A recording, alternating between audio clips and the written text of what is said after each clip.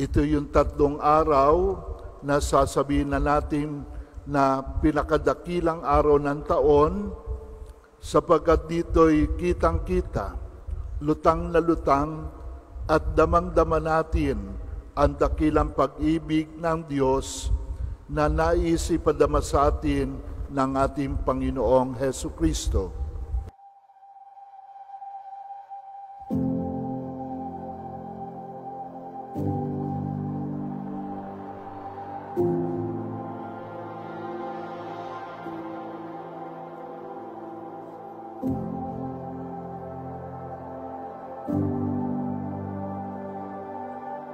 At ito naman pong unang araw ng Triduo ay tinatawag nating Maundy Thursday. Maundy galing sa salitang Latin mandato, nang ibig sabihin ay komandyo, inuutusan kita.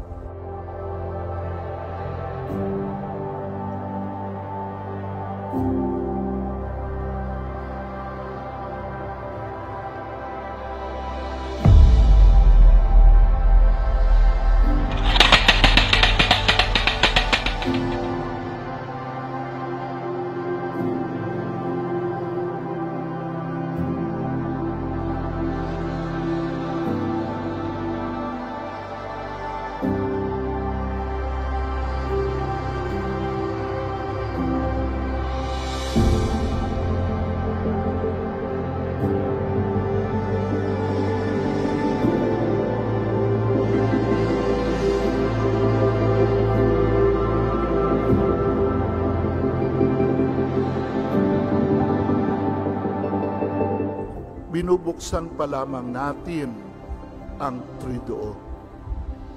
Tutuloy natin ito bukas hanggang sa linggo ng muling pagkabuhay. Sana po samantalahin natin ang mga araw na ito. Araw ng pananalangin, araw ng pagninilay. At mainam na gamitin natin punto ng pagninilay itong 3 utos ng huling hapunan. Ang utos maglingkod, ang utos na alalahanin sa pamamagitan ng sakramento ang pag-ibig ng Diyos, ang utos na gamiting halimbawang pamamarisan kung paano tayo minahal ng ating Panginoon.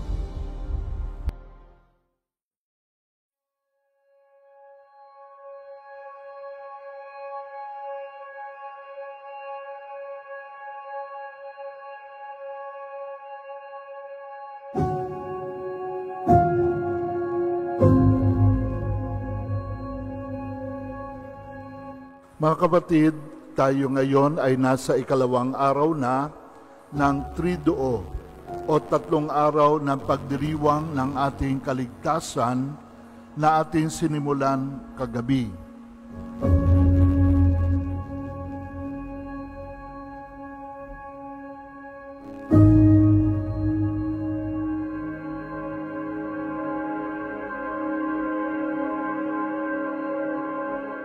At ito naman pong Biyernes ng pagpapakasakit ay kilala't tinatawag natin Good Friday. At bakit Good Friday? Sabagat sa araw na ito, ang ating binibigyan ng diin ay ang pananaig ng kabutihan.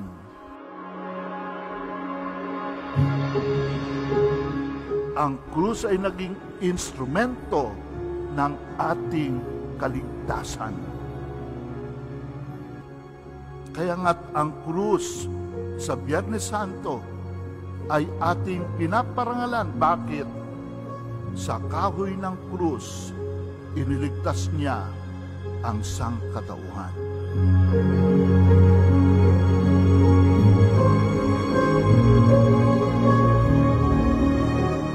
Good Friday. Hindi lamang nanaig ang kabutihan, kundi ito'y God Friday.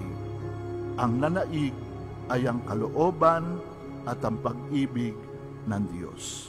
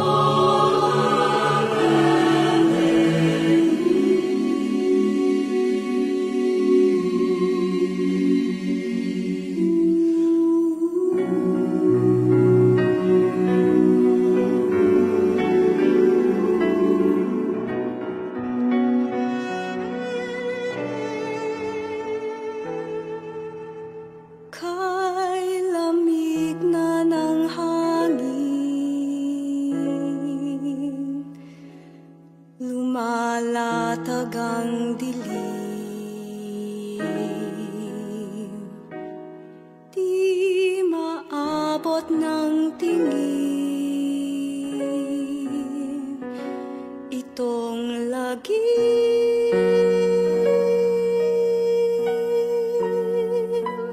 Narito ang iyong ina, damhin mong yakap-yakap ka sa kandungan ko, sinta,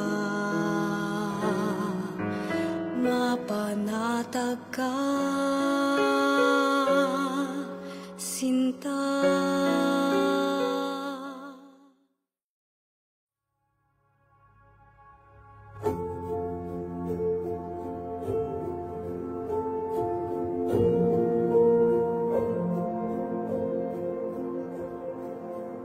Sa wakas nga po ay sinapit na natin ang tampok na pagdiriwang na siyang masusi natin pinaghandaan sa pamamagitan ng 40 araw ng Kwaresma, sa pamamagitan ng linggo ng Semana Santa.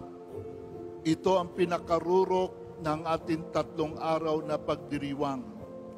At ito nga ang dakilang kapistahan ng muling pagkabuhay ng Panginoon. Happy Easter ang lagi nating bati sa mga araw na ito.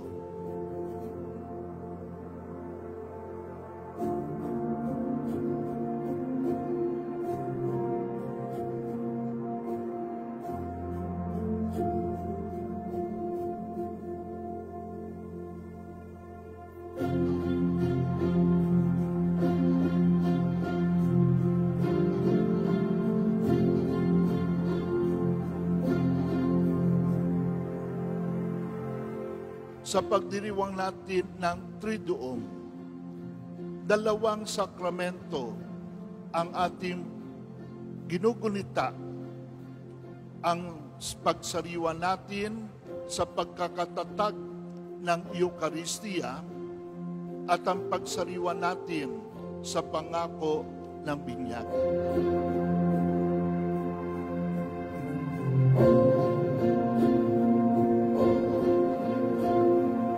Pero sa binyag din ito na tinatawag natin sakramento na muling pagsilang, tayo ay bumabangon sa isang bagong buhay.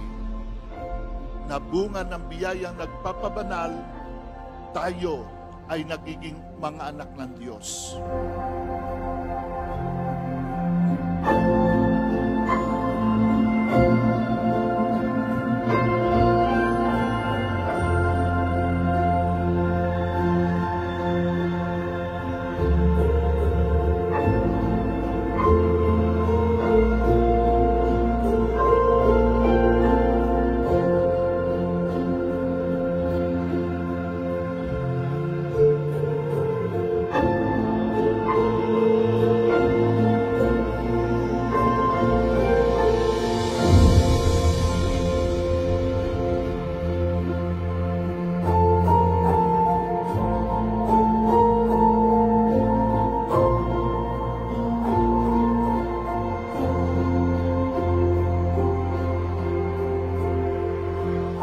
Kanyang muling pagkabuhay ay malinaw na katibayan.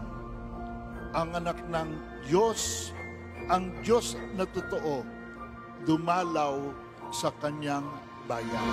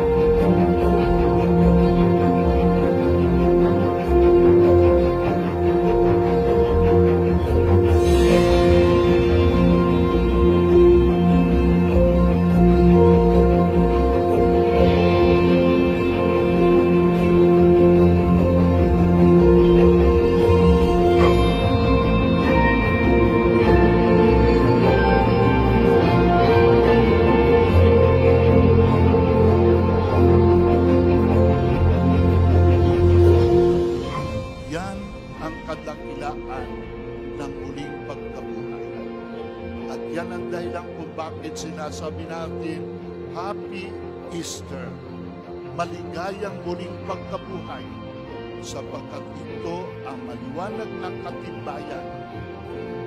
Ang nangako ay Diyos at tutuparin niya ang kanyang pangako. Ang nangyari sa Panginoon ay blueprint ng magiging buhay at kinabukasan ng bawat isa sa atin.